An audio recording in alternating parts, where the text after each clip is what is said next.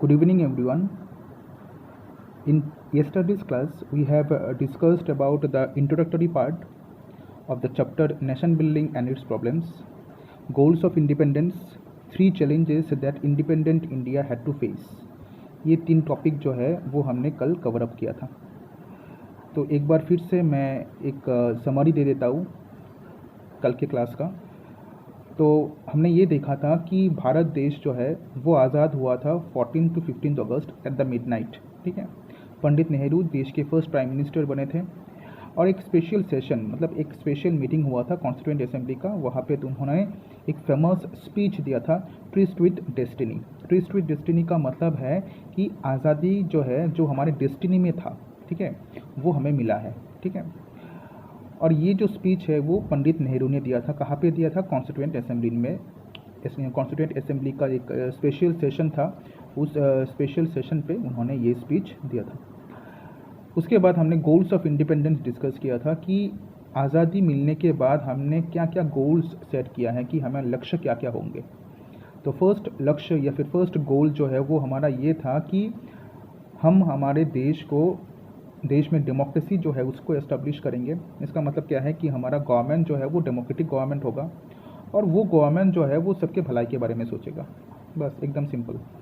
उसके बाद हमने देखा है 3 challenges that independent India had to face, जो बहुत ही इंपॉर्टेंट क्वेश्चन बनता है तुम लोगों का 4 मार्क्स या फिर 6 मार्क्स का।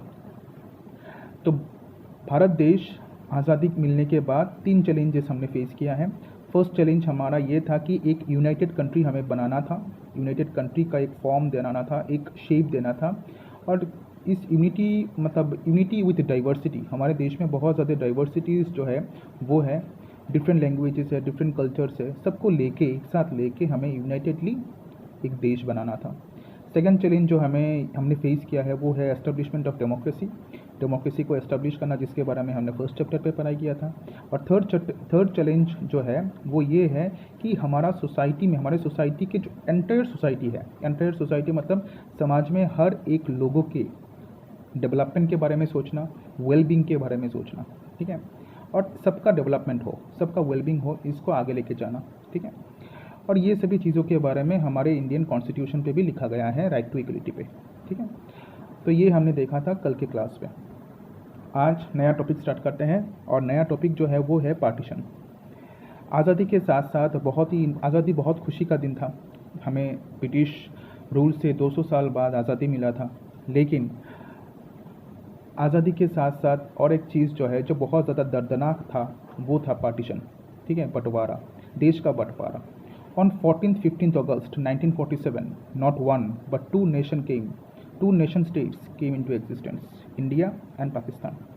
बोला है कि 14-15 अगस्त 1947 पे सिर्फ एक देश का जन्म नहीं हुआ था, एक साथ 2 देशों का जन्म हुआ था। और वो देश जो है वो दो देश है, India and Pakistan. India was partitioned on the basis of Muhammad Ali Jinnah's two-nation theory, advanced by Muslim League at the Lahore session in 1940। बोला गया है कि भारत का बंटवारा मोहम्मद अली जिन्ना की जो टू नेशन थ्योरी के ऊपर निर्भर करके किया गया था। और ये टू नेशन थ्योरी जो है वो मोहम्मद अली जिन्ना ने दिया है। मोहम्मद अली जिन्ना कौन थे? वो मुस्लिम लीग के लीडर थे। और कहाँ पे दिया था टू नेशन थ्योरी के बारे में? उन्होंने कब बात किया था? 1940 पे बात किया था, लाहौर के एक सेशन पे। मुस्लिम लीग का लाहौर पे एक मीटिंग चल रहा था, वहाँ पे उन्होंने टू नेशन थ्योरी जो है ये थ्योरी दिया है। अभी ये टू नेशन थ्योरी है क्या? According to the two nation theory made by the Muslim League, India consisted of not one but 2 people, Hindus and Muslims. Two nation theory हमें ये बोलता है कि भारत जो है, जब टू नेशन थ्योरी दिया गया था 1940 पे, तब ये बताया गया था, मुस्लिम लीग ने ये बताया कि भारत 2 लोगों से बना है, एक नहीं, 2 टाइप्स ऑफ पीपल लोगों से बना है, एक है हिंदूज और एक है मुस्लिम्स। तो हिंदूज के लिए होगा हिंदुस्तान और मुस्लिम्स के लिए होगा पाकिस्तान। ठीक है, तो 2 सेपरेटेड कंट्रीज़ होना चाहिए। याद रखना ये चीज़ कि भारत का बंटवारा जो है वो धर्म के आधार पे किया गया था, रिलीजियन के आधार पे किया गया था। That is why it demanded Pakistan A separate country for Muslims. और इसी वजह से टू नेशन थ्योरी के माध्यम से मुस्लिम लीग ने डिमांड किया था पाकिस्तान का, एक सेपरेट कंट्री, किसके लिए? मुस्लिम्स के लिए। However Congress opposed this theory, लेकिन कांग्रेस ने इस थ्योरी का विरोध किया था। ठीक है। प्रॉब्लम्स ऑफ पार्टीशन, अभी पार्टीशन तो होने वाला है, तो पार्टीशन के में प्रॉब्लम्स क्या क्या थे? It was decided that India would be divided into two countries, India and Pakistan. हाँ, ये तो हमें पता है कि भारत जो देश है उसको दो हिस्सों में डिवाइड किया जाएगा, एक होगा इंडिया और एक होगा पाकिस्तान। हिंदूज के लिए होगा इंडिया एंड मुस्लिम्स के लिए होगा पाकिस्तान। ठीक है। It was decided to follow the principle of religious majorities. अब जब देश का बंटवारा होगा, देश का जब विभाजन होगा, ठीक है, देश का जब विभाजन होगा तब किसके ऊपर, कौन से नीति को फॉलो करके किया जाएगा? तो वो नीति है रिलीजियस मेजोरिटीज़। रिलीजियस मेजोरिटीज़ का मतलब क्या है? जिस जिस जगह पे जिस रिलीजियन के लोग ज़्यादा है वो जगह जो है उस देश को चला जाएगा। मतलब क्या है? जैसे फॉर एग्जांपल सोच लो कि ये भारत देश है। भारत देश में अगर देखा जाता है कि ये जो ग्रीन वाला जगह है ना, यहाँ पे ये जो ग्रीन वाला जगह है, ये जगह पे ज़्यादातर लोग मुस्लिम्स हैं, तो ये चला जाएगा किसके अंडर पे? पाकिस्तान के अंडर पे। जहाँ जहाँ पे मुस्लिम्स ज़्यादा है वो चला जाएगा पाकिस्तान के अंडर पे, और जहाँ जहाँ पे हिंदू जो लोग हैं वो ज़्यादा है वो आ जाएंगे हमारे इंडिया के अंडर पे। तो पार्टीशन जो किया गया था, बंटवारा जो किया गया था, वो रिलीजन के अनुसार किया गया था, रिलीजियस मेजोरिटीज़ के द्वारा। मतलब कौन से रिलीजन के लोग मेजोरिटी में हैं उसके ऊपर डिपेंड करके ये पार्टीशन जो है वो किया गया है। It means that areas where Muslims were in majority would make up the territory of Pakistan. The rest was to stay with India. इसका मतलब ये है कि जहाँ जहाँ पे जो जो जगह पे, मतलब जिन जिन एरियाज़ पे जिन जिन एरियाज़ पे कौन ज़्यादा है? मुस्लिम ज़्यादा है। ठीक है। मुस्लिम्स क्या है? मेजोरिटी में है। मुस्लिम्स क्या है? मुस्लिम्स मेजोरिटी में है। वो जगह चला जाएगा किसके अंडर पे? पाकिस्तान के अंडर पे, और बाकी जगह जो रह जाएगा वो आ जाएगा हमारे इंडिया के अंडर पे। ठीक है। तो ये था। Khan Abdul Ghaffar Khan, known as frontier Gandhi, was oppose to two nation theory. Khan Abdul Ghaffar Khan, जिनको फ्रंटियर गांधी भी बोला जाता है, वो नॉर्थ वेस्ट फ्रंटियर प्रोविंस के लीडर थे। ठीक है। NWFP जो अभी पाकिस्तान के अंडर पे है उसके लीडर थे। उन्होंने टू नेशन थ्योरी को बहुत विरोध किया है। उनको फ्रंटियर गांधी क्यों बोला जाता है? बिकॉज वो गांधी के सपोर्टर थे, गांधी को फॉलो करते थे। The other problem was that two of the Muslim majority provinces of British India, Punjab and Bengal, had large areas where non-Muslims were in majority. It was decided that these two provinces would be splitted according to religious majority. इसका मतलब क्या है कि और एक problem क्या हुआ है यहाँ पे?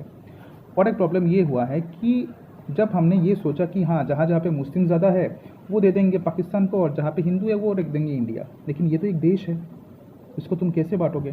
तो प्रॉब्लम क्या हुआ है कि देखा गया था कि ये जो जगह है, ये जगह था पंजाब, और ये जो जगह है ये जगह था बंगाल।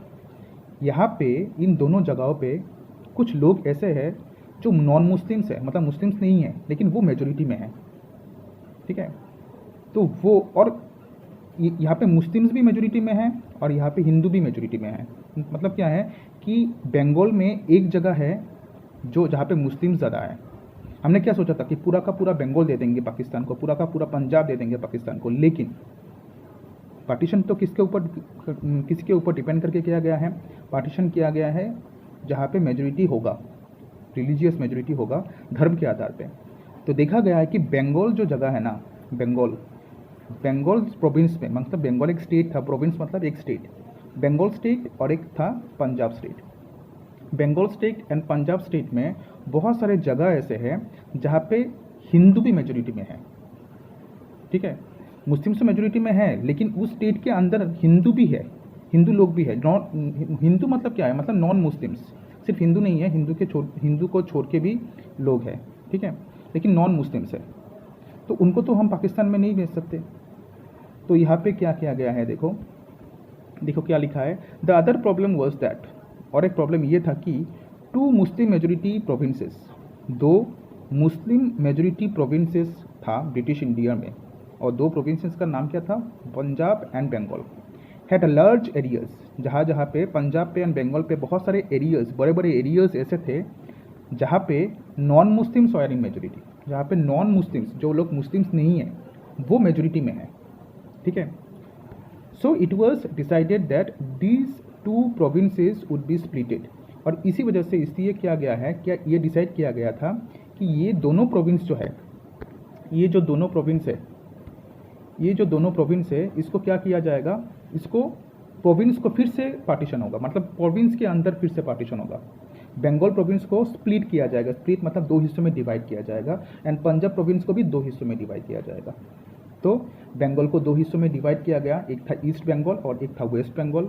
वेस्ट बंगाल में हिंदूज जो है वो ज़्यादा थे, वेस्ट बंगाल आ गया इंडिया के अंदर, और जो ईस्ट बंगाल है वो चला गया पाकिस्तान के अंदर, जहाँ पे मुस्लिम्स जो है वो ज़्यादा थे। ऐसे ही पंजाब को भी 2 हिस्सों में डिवाइड किया गया था, एक था वेस्ट पंजाब और एक था ईस्ट पंजाब, ठीक है।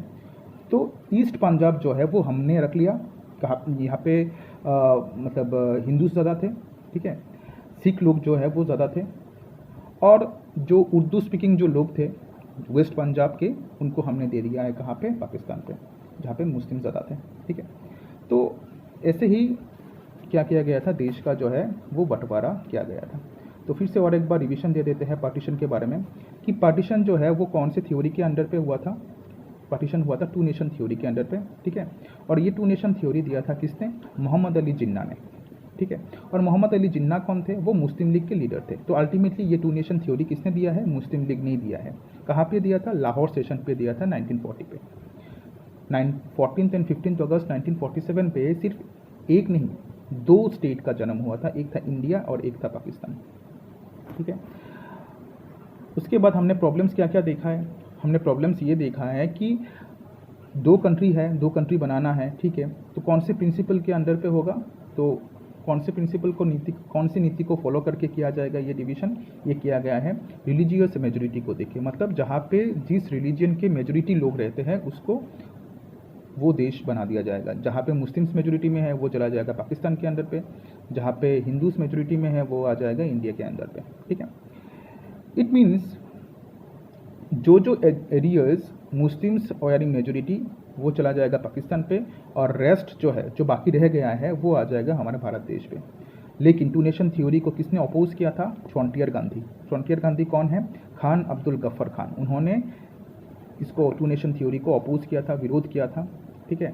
और एक प्रॉब्लम ये था कि ये देखा गया कि 2 प्रोविंस ऐसे हैं ब्रिटिश इंडिया में, ब्रिटिश इंडिया मतलब जब ब्रिटिश भारत देश पे जब राज कर रहा था उस टाइम पे, जो जगह 2 एरियाज ऐसे हैं जहाँ पे नॉन मुस्लिम्स जो है, ठीक है, बहुत नॉन मुस्लिम्स मेजोरिटी में है।